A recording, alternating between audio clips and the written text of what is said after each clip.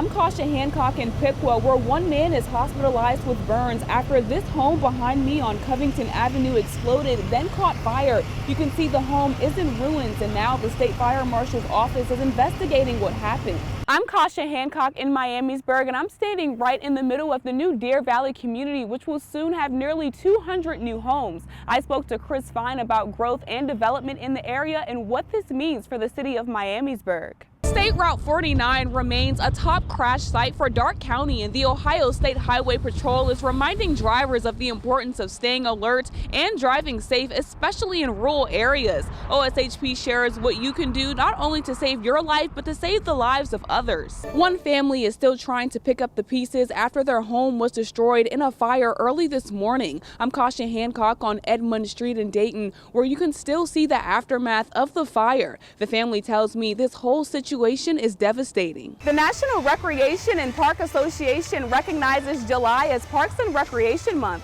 I'm Kysha Hancock in Kettering, where I caught up with the city about how they're bringing communities of all ages together this month and all summer long.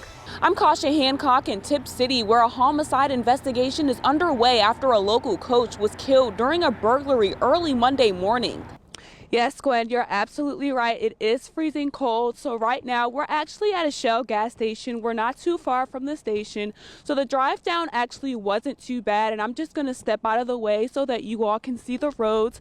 So we do have just a few cars still traveling on the road.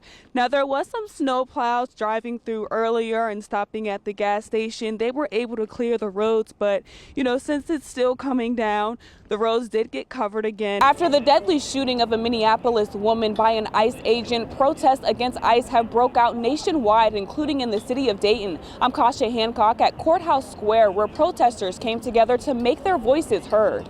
Today marks the one-year anniversary of an assassination attempt on the then presidential candidate Donald Trump. It happened at a campaign rally in Butler, Pennsylvania, revealing some major holes in the strategy of the U.S. Secret Service and a new stage in the presidential campaign. Here's national correspondent Christine Frizzell. The Montgomery County Board of County Commissioners plans to transform this 115-year-old building behind me. I'm Kysha Hancock at Memorial Hall. I caught up with the county administrator about this transformation and why now was a good time. It's back to school season, and the Ohio Traffic Safety Office is urging drivers to pay extra attention on the road, especially around school buses. I caught up with the office about state traffic laws and how to keep yourself and local children safe. An emotional night for families who attended the 35th annual homicide victim memorial service. I'm Kysha Hancock at Westminster Presbyterian Church, where the service was held, and families hang ornaments on a special memorial tree to keep their loved ones' memories alive.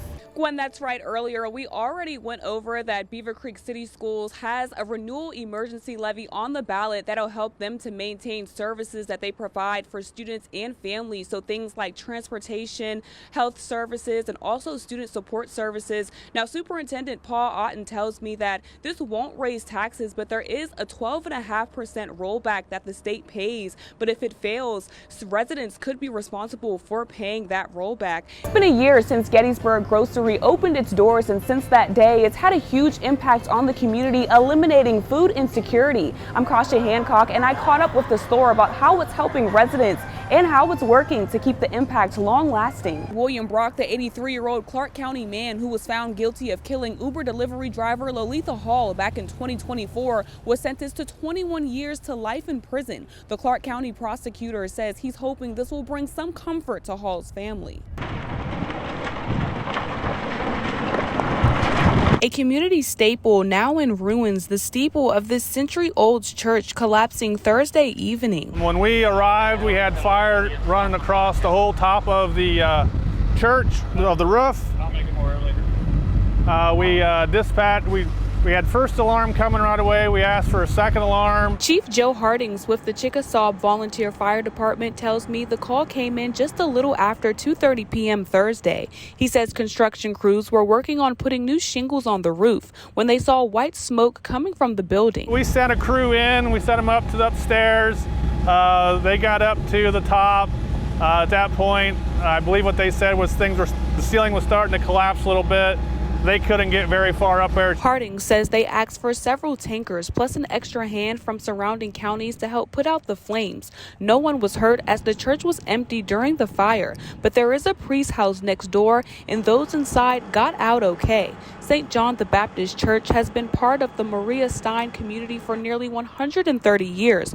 According to the county auditor website, it was built in 1897. But Harding says age doesn't necessarily play a huge factor in how at risk a building is for burning. We haven't had any issues here. I've been on the department for quite some time. I haven't had any bigger problem with these kind of buildings. Fire crews now working to investigate what caused this fire. Archbishop Robert Casey with the Archdiocese of Cincinnati reacting to the damage on Facebook. He says in part, quote, "I am confident that the faith of this community remains strong. Please know that I am holding each of you in prayer during this time of sorrow and loss." Chief Harding says the Ohio State Fire Marshal will be assisting in this investigation. As we learn more, we'll keep you updated on air and online at Dayton247now.com. One Miami Valley family experiencing a full circle moment Friday afternoon, taking their twin premature daughters home for good. I caught up with their dad about why this moment is so special, especially for him. To walk in and say, hey, I took care of him. Now they're taking care of my kids. Brandon Creekbaum says he was overwhelmed with emotion holding both of his daughters, Lila and Iris, preparing to take them home from Miami Valley Hospital after spending a few weeks in the NICU as they were born prematurely at 32 weeks. It's a journey of a lifetime. I mean, you know, you always feel things growing up, you know, how they saved your life and how now I can kind of see, you know, with my own kids.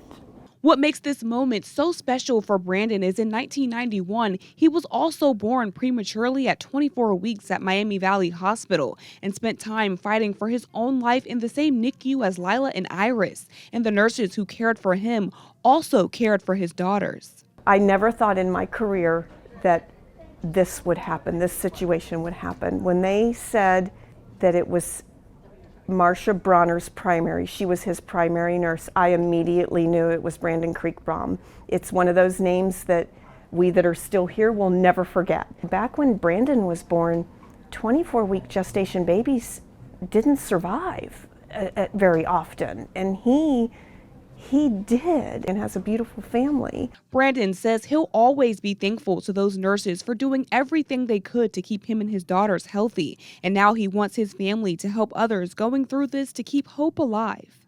If I can be an inspire to them, you know, especially to help them and, you know, just to see, hey, there is a premature and baby that did make it. Scan the QR code on your screen to Dayton247now.com, where we have more family photos from the hospital posted on our website.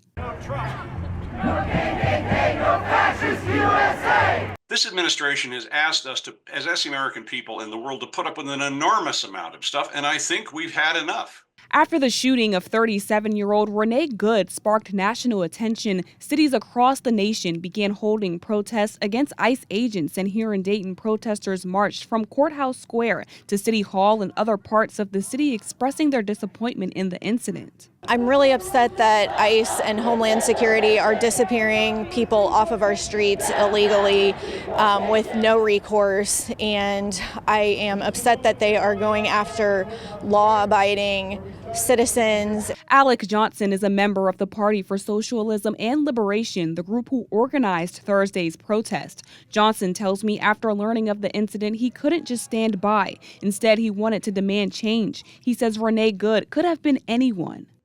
This is not what we should be doing. This is moving 180 degrees in the wrong direction. But I think the one silver lining that can come out of this is that if we, the people, really start getting on the streets, really start making pressure, things can happen. Erin McKenzie was one of several protesters downtown. She says she's seen the impacts of this in her own communities and plans to keep speaking out until she sees change. There have been impacts in Dayton. There have been impacts in Springfield and in Cincinnati. I think that we want our leaders to rein in the illegal behavior that ICE and Homeland Security are perpetrating in our neighborhoods and our communities.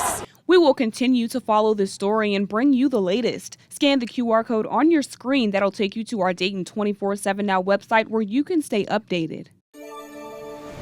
After 7 children were removed from a Dayton home after alleged child abuse, the community coming together to support the children through a donation drive collecting necessities. I'm Kysha Hancock here at the Wellness House, one of the drop-off locations, where organizers tell me they're hoping these donations will bring the children comfort during this time. Just no more.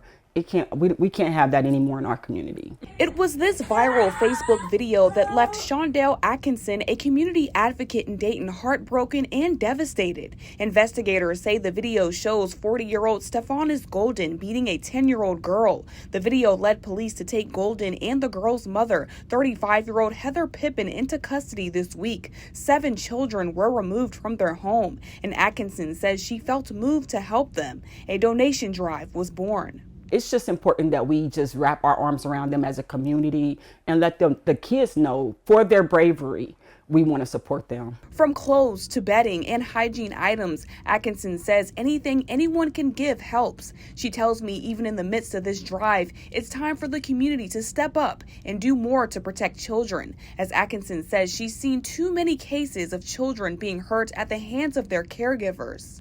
If your calls are not answered the first time, the second time, third time, there's never stop advocating for kids when you know that there's an issue, because this abuse was so extensive.